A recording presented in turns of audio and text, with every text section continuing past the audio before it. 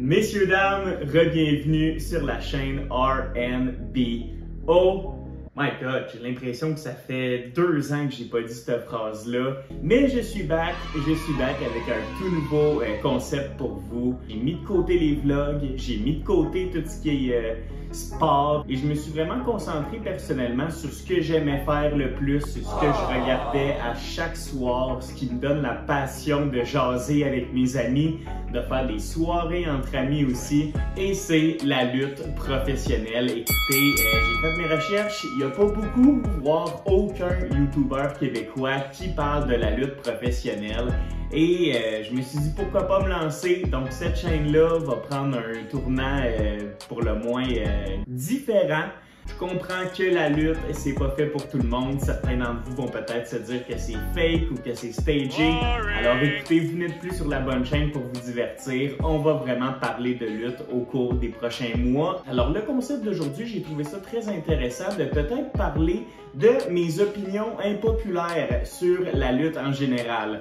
On sait qu'il y a la WWE, qui est la plus grande organisation de lutte jamais faite. On sait aussi que depuis 5 ans, un compétiteur tente d'arracher des views et de la popularité à la WWE. Je vous parle évidemment de la AEW. Étant quelqu'un moi-même qui écoute toutes les shows du lundi, du mercredi, du vendredi et les gros pay-per-view du samedi, il y a plusieurs opinions très populaires qui ressortent de ça, comme étant que Roman Reigns est une grande entité, que Will Ospreay est probablement le meilleur lutteur all package du monde de la lutte. Mais aujourd'hui, je vous amène 10 opinions impopulaires qui, selon moi, se défendent et ça me ferait plaisir d'avoir un beau débat avec vous dans les commentaires. Alors, on commence ça avec une première opinion impopulaire, je sais pas trop, je vais faire mes recherches, mais celle-là, je sais qu'elle va pas plaire à tout le monde, mais la première opinion impopulaire, c'est que Jey Uso est overrated. Il y en a peut-être d'entre vous, sûrement une grande majorité, qui veulent me lancer des roches, mais en mon humble avis, Jey Uso est vraiment quelqu'un qui ne se définit que par son entrée. Don't get it wrong, son entrée est légendaire et ça fait longtemps qu'on n'a pas vu une aussi belle entrée dans le monde de la lutte. Mais lorsqu'il met les pieds dans le ring, Jey Uso est tout simplement une copie conforme de son jumeau Jimmy Uso. Leur match à WrestleMania était selon moi le pire match de la carte. Il a été vraiment mal raté aussi, donc je suis pas le seul à penser ça. Et on voit que Jey est vraiment plus un personnage qu'un bon lutteur. Donc selon moi, Jey Uso, c'est un lutteur qui a 2 moves dans son arsenal, c'est-à-dire le super kick ainsi que le spear. Et je vais être bien honnête avec vous, j'ai de la misère à trouver des bons matchs de Jey Uso. J'ai souvent l'impression que Jey Uso est lent dans le ring. J'ai l'impression que ses matchs sont répétitifs et c'est souvent ses adversaires qui doivent trouver une façon de danser dans le ring avec Jey Uso. Donc, la popularité est là, mais selon moi, Jey Uso, si on parle dans le ring, est un lutteur médium. Et s'il n'avait pas le nom de famille Uso, ce légendaire nom de famille, eh bien écoutez, je pense qu'il serait actuellement à la AEW en train de se perdre entre 2 storylines. La deuxième va probablement frustrer beaucoup de personnes, j'en suis conscient, surtout les fans de Drew McIntyre. On se rappelle, Drew McIntyre est revenu il y a quelques années, ça a fait une énorme onde de choc à NXT, le club école un peu de la WWE. Il y a eu une super belle run là-bas, il a été monté sur le main roster. Et il a même réussi à gagner le titre qu'il voulait tant. Donc l'histoire de Drew McIntyre s'est un peu terminée lorsqu'il a battu Brock Lesnar à WrestleMania. Et depuis ce temps-là, on l'a mis dans plusieurs storylines un peu boboche. Il a fait beaucoup de changements d'être un babyface, d'être un heel. Donc quand je dis babyface, c'est gentil. Quand je dis heel, c'est d'être un méchant. Donc il y a beaucoup nagé à travers plusieurs storylines. J'enlève rien à Drew McIntyre. C'est un lutteur exceptionnel dans le ring. Il est rapide, il est gros, il est capable de danser avec n'importe qui dans le ring. Mais ce que j'aime moins un peu, c'est lorsqu'il sort de ses rings. Donc un petit peu l'inverse de Jey Uso que je vous parlais. Je le trouve un petit peu cringe sur le mic. Je trouve qu'il pousse un petit peu trop lorsqu'il est un méchant. Il essaie vraiment de jouer avec la foule. Et selon moi, ça s'en vient un petit peu redondant. C'est what chance et tout. Donc écoutez, je pense qu'en fait, tout a déjà été fait avec Drew McIntyre. On a vu l'entièreté de sa personne. On l'a essayé dans de nombreuses storylines. Donc en mon humble avis, re-signer Drew McIntyre est en fait de nous redonner ce gars-là qui ne montera plus jamais au plus haut plafond qu'il peut atteindre. En fait, je vais dire comme ça, son prime a été atteint. La WWE aurait pu garder cet argent-là pour aller chercher un autre nom. Mais opinion impopulaire numéro 2, c'est celle que Drew McIntyre n'aurait pas dû re-signer avec la WWE.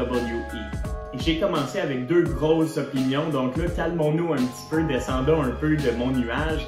Je vais dire que la 3e opinion impopulaire est celle que les trios en fait formés de 3 lutteurs, vous l'aurez deviné, que ce soit masculin ou féminin, ne sont pas intéressants pour la lutte en général. Peu importe le trio qu'on va regarder, on va perdre un intérêt par rapport à ce trio-là, puisque, en bon français, on va tout simplement attendre que l'un des 3 se tourne sur l'autre et que les 2 autres partent de leur côté. Donc, je peux donner l'exemple en ce moment des Street Profits avec Bobby Lashley. Selon moi, c'est juste une question de temps avant que Lashley et Dawkins ditch Montez Ford pour que Montez Ford aille faire sa carrière en solo. Déjà là, on a un trio qui nous gobe dans la bouche depuis les derniers mois, mais on n'en a absolument aucun intérêt puisqu'on sait qu'au final, on ne sera pas récompensé avec une belle storyline ou avec quelque chose d'intéressant. On sait déjà ce qui s'en vient et c'est pour ça que les trios, selon moi, ne sont pas importants pour une compagnie, que ce soit la WWE ou la AEW. Donc selon moi, peu importe la compagnie de lutte au monde, ne devrait pas utiliser le trio parce que comme je vous dis, on sait déjà ce qui s'en vient, on est capable de lire dans le futur de ces trios-là et c'est très peu intéressant pour un fan de lutte. Parlons un petit peu de lutte par équipe pour l'opinion numéro 4. Cette opinion-là, selon moi, est celle que Pretty Deadly deviendra la meilleure équipe de la WWE. C'est un gros statement, on sait, mais moi, Pretty Deadly, dès que je les ai vus la première fois à NXT, j'ai vu que les 2 gars collaient ensemble. Les gars étaient capables de faire des moves parfaits ensemble, exécutés à la perfection. Ils ont un charisme ensemble qui a pris du temps à plusieurs équipes pour se développer. Mais selon moi, Pretty Deadly a tout pour devenir cette équipe-là. Ils ont le charisme, leurs entrevues, ils ne buguent pas une seconde, ils sont confiants au micro et leur potentiel, c'est ça qui est beau, est illimité. Pretty Deadly n'a pas encore eu de match d'échelle, de match de table, de match, disons-le, avec des armes. Et selon moi, c'est ce qui pourrait faire monter leur équipe au niveau supérieur. Donc écoutez, selon moi, c'est une évidence, croyez-le pas, que Pretty Deadly va devenir la meilleure équipe de la WWE et qu'ils seront une pierre angulaire des 5-10 prochaines années dans le monde de la lutte par équipe. Mon prochain take, je suis prêt à le défendre jusqu'à ma mort. MJF est le meilleur lutteur au monde, tout compagnie confondue. Meilleur que Roman Reigns, meilleur que Seth Rollins, meilleur que Jon Moxley et meilleur que Will Ospreay. Selon moi, cet homme-là est le meilleur lutteur de l'ère moderne. Non seulement il est hands down le meilleur au micro, le micro lui colle aux lèvres, personne n'a des réactions au micro comme MJF. Il a les meilleurs promos dans toutes les industries. Tu ne peux pas parler pendant que ce gars parle, tu veux tout gober de ce qu'il dit. Il est sincère dans ce qu'il dit, il n'est pas répétitif avec seulement une petite phrase, il est excellent au micro. Quand sa musique sonne, les gens se lèvent pour l'accueillir.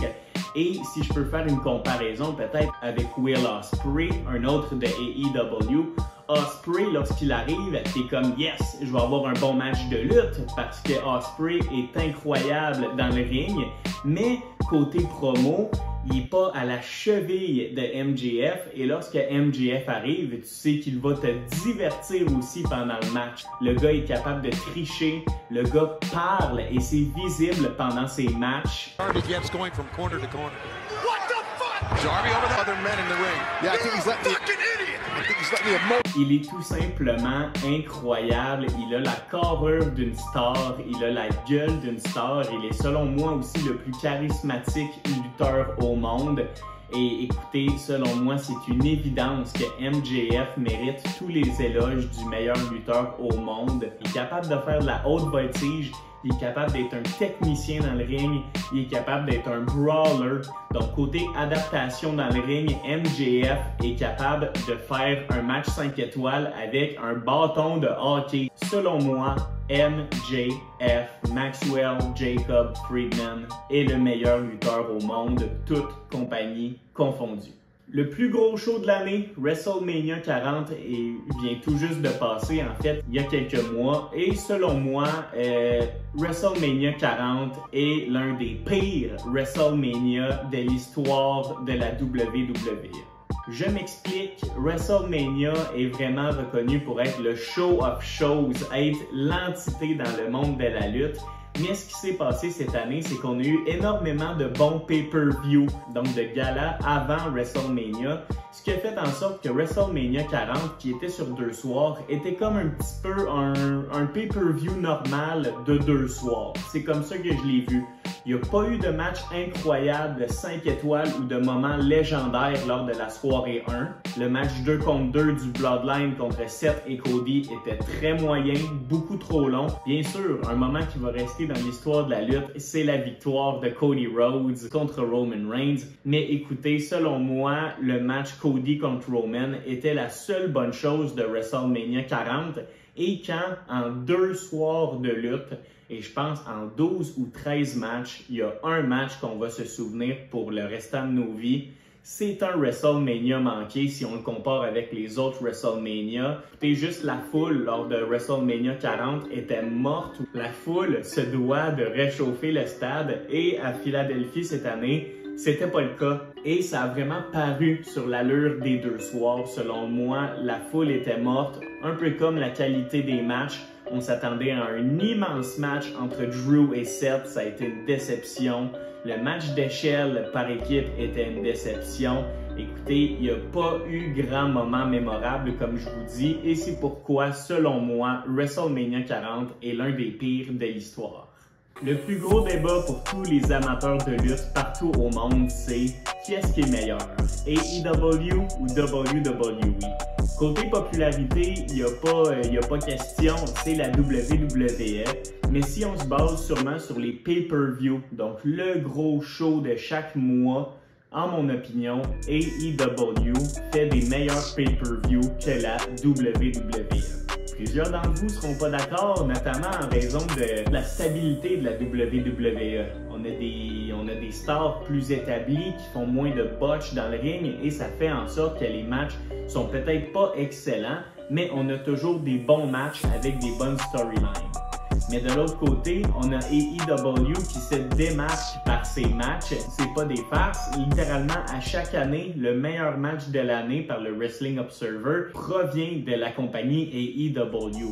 On a énormément de meilleurs lutteurs in-ring à AEW et les matchs paraissent d'eux-mêmes. On a beaucoup plus de matchs d'échelle, de table, avec des armes, des Iron Man, des I Quit matchs.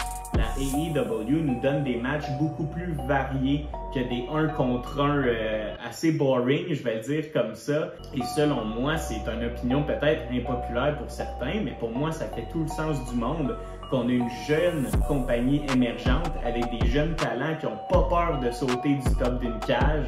On voit des moments beaucoup plus spectaculaires du côté de AEW, ce qui fait en sorte qu'à chaque pay-per-view, on a un moment légendaire et mémorable qui reste gravé dans nos mémoires.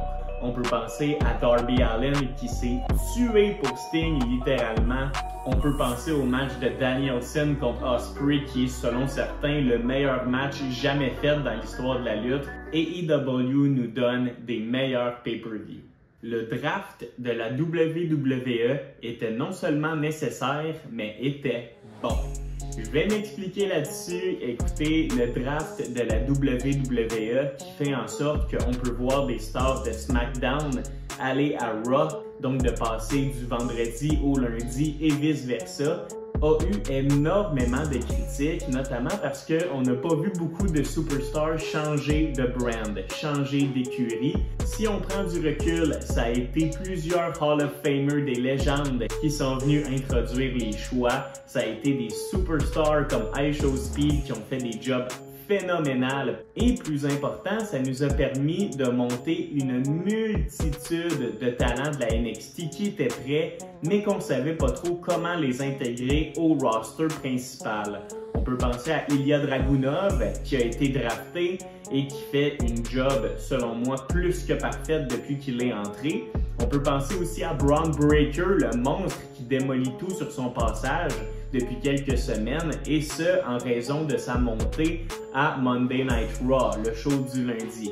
Donc, selon moi, le draft était nécessaire pour monter tous ces lutteurs de NXT-là qui étaient prêts à atteindre l'autre plafond, mais qu'on n'était pas capable d'introduire dans de nombreuses storylines. Donc, si on prend du recul quelques mois plus tard, l'effet du draft a été tout d'abord de nous faire découvrir des nouvelles superstars de NXT en leur donnant des matchs de qualité et en nous faisant dire « Holy shit, c'était un excellent choix de Raw ou de SmackDown d'aller drafter ce jeune lutteur-là. » Aussi, avec du recul, il faut penser du côté de la WWE. Eux veulent faire des histoires à long terme et tout simplement le fait de conserver le Judgment Day à Raw ainsi que Liv Morgan, eh bien regardez ce que ça fait aujourd'hui. C'est une histoire qui se développe extrêmement bien selon moi. Ça l'a peut-être fait en sorte que Liv Morgan ou le Judgment Day était supposé se rendre du côté bleu, donc le vendredi, mais finalement ils sont restés le lundi tous ensemble.